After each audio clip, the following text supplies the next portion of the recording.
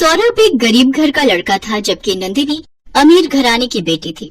दोनों में प्यार हुआ और दोनों ने परिवार वालों की मर्जी के खिलाफ जाकर एक दूसरे से शादी कर ली। दोनों की मुलाकात कॉलेज में हुई थी।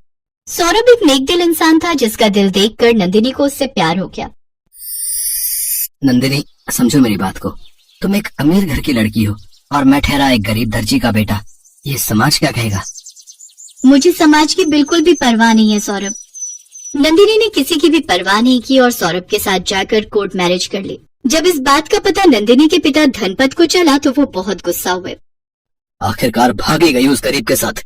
मैं भी देखता हूँ कब तक उस गरीब खाने में रह पाएगी। उसके परिवार में उसके पिता और उसके दो भाई थे। बड़ा भाई और भाभी नंदिनी को पसंद नहीं करते थे, क्योंकि उसके पिताजी उस पर खूब पैसा बहाते थे। नंदिनी के भाग जाने से वो दोनों बहुत खुश हुए। अच्छा ही हुआ जो भाग गई। और प्रॉपर्टी में से उसको कुछ हिस्सा तो नहीं देना पड़ेगा। जबकि छोटे भाई सचिन को उसके भाग जाने से बड़ा दुख हुआ। वो नंदिनी को अपनी माँ की तरह प्यार करता था।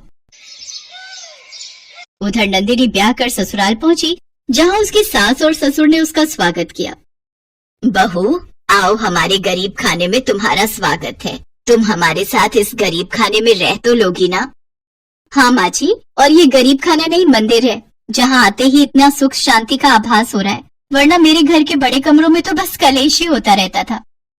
नंदिनी ने कुछ ही दिनों में अपने ससुराल वालों का दिल जीत लिया। 3 साल हो गए, लेकिन नंदिनी अपने परिवार वालों से मिल नहीं पाई। उधर उसके पिता उससे ज्यादा नाराज नहीं रह पाए और उसके पिता ने फोन कर उसे मिलने के लिए अपने मायके बुला लिया। अपनी सास से परमिशन लेने के बाद नंदिनी अपने मायके पहुंची। बेटी, मेरी बच्ची, कैसी है तू? बिल्कुल ठीक हूँ पापा। आप कैसे हो? आपकी बहुत याद आती थी। मुझे भी बेटी। नंदिनी को देखकर उसका छोटा भाई बहुत खुश हुआ, लेकिन उसका बड़ा भाई और भाभी बिल्कुल भी खुश नहीं हुई। आ ही गई वो उठा के, गरीब कहीं की। अरे आएगी कैसे नहीं? इसे प्रॉपर्टी में हिस्सा जो चाहिए। इसे तो पता है इसका पति पूरी उम्र लगा के भी इतने पैसे नहीं कमा सकता। तभी सेठ ने रोमा से कहा, बहू, यहाँ खड़ी खड़ी हमारा मुंह क्या देख रही हो? जाओ और मेरी बेटी के खाने का इंतजाम करो। हाँ पापा, मुझे बहुत जोरों की भूख लगी है। उसकी भाभी मुंह सड़ाते हुए खाना बनाने चली गई। खाना खाने के बाद नंदिनी अपने कमरे में गई, जहाँ उसने देखा वो कमरा तो कबाड़ खाना बन चुका है। पापा, मेरे जाने के बाद मेरे कमरे का ये क्या हाल कर दिया? तभी उसकी भाभी कहती है, हाँ तो दूसरे कमरे में जाकर सो जाओ। वैसे भी तुम्हारा ससुराल नहीं है जहाँ एक ही कमरे में सब सो जाएं। ये बात सुन नंदिनी को बहुत दुख हुआ और उसे सारी रात नींद नहीं आई।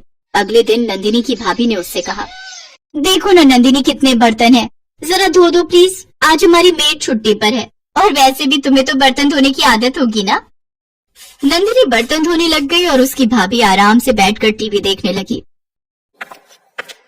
देखा कैसे नौकरानी बना दिया तुम्हारी बहन को। लेकिन इससे क्या होगा?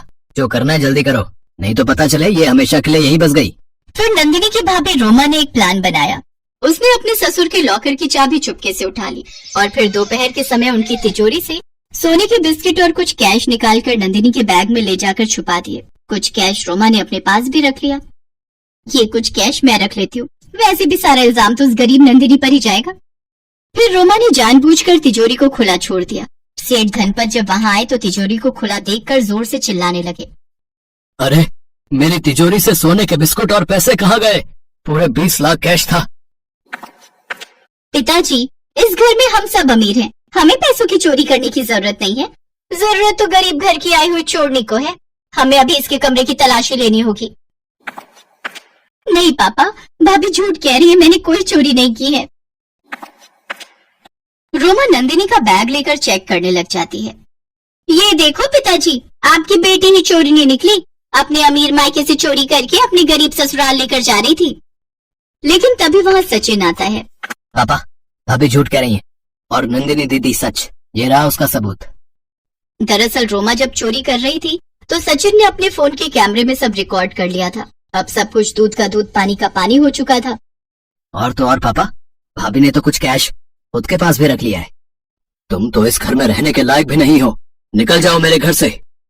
मेरे साथ आपका बेटा भी इसमें शामिल है। पिताजी, अपने बेटे की खातिर हमें माफ कर दीजिए। जानता हूँ, निकल जाओ तुम दोनों मेरे घर से। मैं तुम दोनों को अपने घर और जायदाद दोनों से बेदखल करता हूँ। सेठ धनपत ने दोनों को घर से बेदखल कर दिया।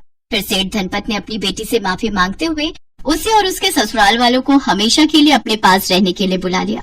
अब सब खुशी खुशी साथ में रहने लगे।